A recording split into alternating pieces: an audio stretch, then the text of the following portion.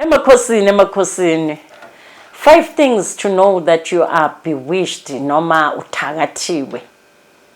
5 things. All right, asicale ngeyokuqala.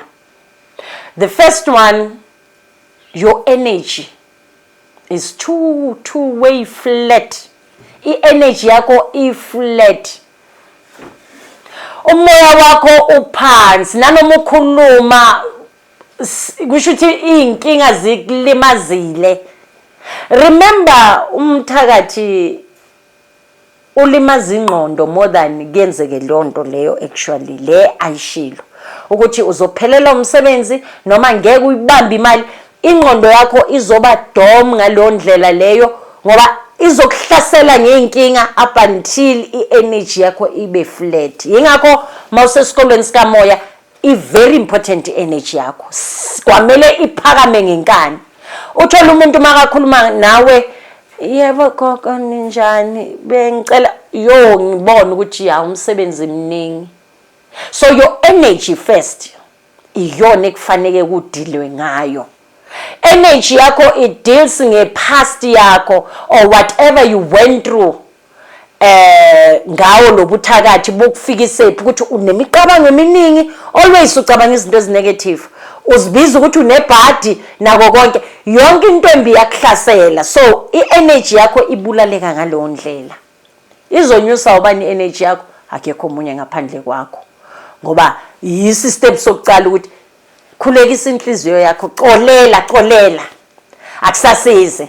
Yebo bambulalile umntanakho kodwa there's time to mourn and there's time to stand up. Mayingale kwethuna inzima lento engikhulumayo kodwa maseyingale kwethuna definitely there's nothing we can do. Angeke sibavuse abangasekho, but to make peace with it, yena ispirit siyakwazi ukuzilwela.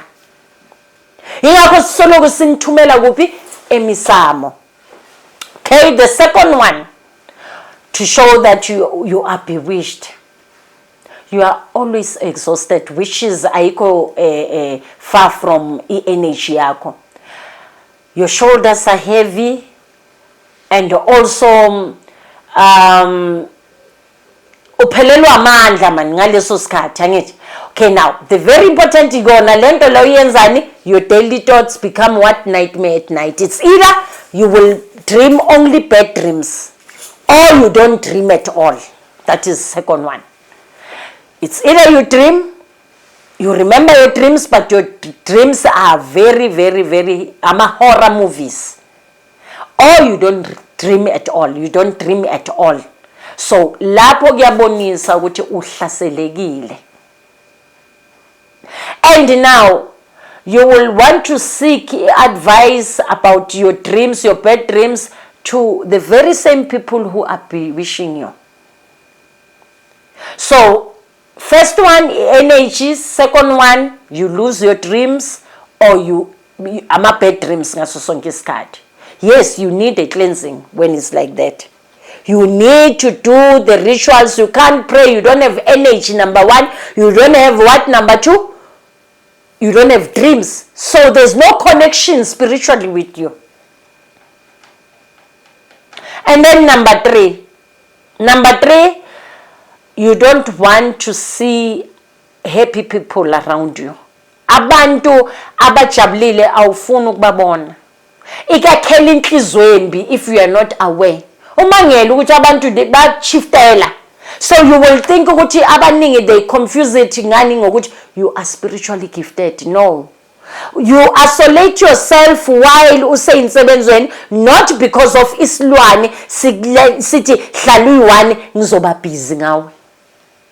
Abantu abaningi bathi ama signs ukuthi you are spiritually gifted, you move away from people. No, you've got time yokulalela iningelosi yakho, not to say ukuthi we are isolate ebantwini because of awufuni bantu nani. Iyakuthena, iyakuchange ubuwena.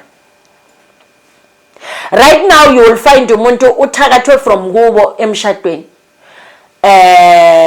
noma uthakathwa abantu bakubo kwi-relationship yakhe ukuthi ngeke wathola ama-relationships, and then the next thing lo muntu amchitele, remember isimo esenzwe kubo, then silently lo muntu wenzani kudevelopa inhliziyo embi kuyena, akasafuni bantu, akasafuni lutho ngempilo nge-relationship kodwa kuyo. Another one, yes, that is number 4. Number 4, there's a case whereby umuntu kakhulu ngizoyibeka ebantwini besifazane ku spiritual gift zabantu, you'll find ukuthi sobambe into engafanelanga uyibambe. Leyo nto leyo moyibamba, ingakho ngithi sizalwa phansi kwesono sabadala. We are born sinners because of our forefathers, abokhokho, and then now when you are born, remember you still gonna have a task when as you grow up ukuthi kwamele ngilungise ini umsamo. Leyo kwamele nihlezi ni note. Uma ulungisa into zakho ngomsebenzi noma ngokuya enyangeni ukuthi ikusolvela abathakathi awukakayenzi lutho. It starts ngale le emathongweni.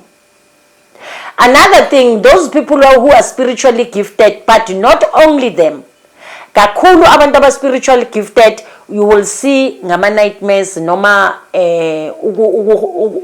feel ngathi uyahameka, you can't move. Kakhulu, you must know ukuthi you've got the assignment ophiwe yona as a spiritually gifted somebody. That's how they train us. Fana noma uphupha uwa esigodini basakutesta ngokamoya. So testa umdala ukuthi do you belong to darkness or with light? Are you a child of light or with darkness? Because we are all tested. Once makuthi u spiritual gifted, ikhona lo test ukuthi uyahameka, uzizwe ngathi khona into ekubambile kuvimbile, uyabona kodwa lento ikubambile nakumeri, noma uwela esigodini. Leso sigodi you must survive. It's either cishe uwela wa survive ukuphuma, but once lingaphela iphupho uwele lapho, you must know ukuthi already i-darkness iclaimile ukuthi ungowabo. Then ibuyela kubani ku number 3 ukuthi you need to have a right state of mind to see things. Ungajaheli ukuyolwisa abathakathi, ungajaheli. Ngize ngasho ngathi from another video ukuthi emergency case mawuthakathiwe wena nomsamo wakho ukuthi why niyekelele umntana wenu kulimale alimale, why niyekelele umntana wenu ukuthi athakathwe angene yilwani nani. Bazositshela istory ukuthi vele lesilwane nesasekhaya sa introduce umalume, wabiza umndeni wonke bangazi, wayenza umsebenzi, izinto ezinjalo. 5 kunazo zonke, when you want to help spiritually, yekelani ukuloku ukutshela abangani, ukutshela ifamily, ukutshela wonke umuntu. When you really need help, uzoba la. Ngoba you will be sent by umthakathi enyangeni yakhe. Please don't forget to like and subscribe, and also join our membership, also ne super thanks emakhosini.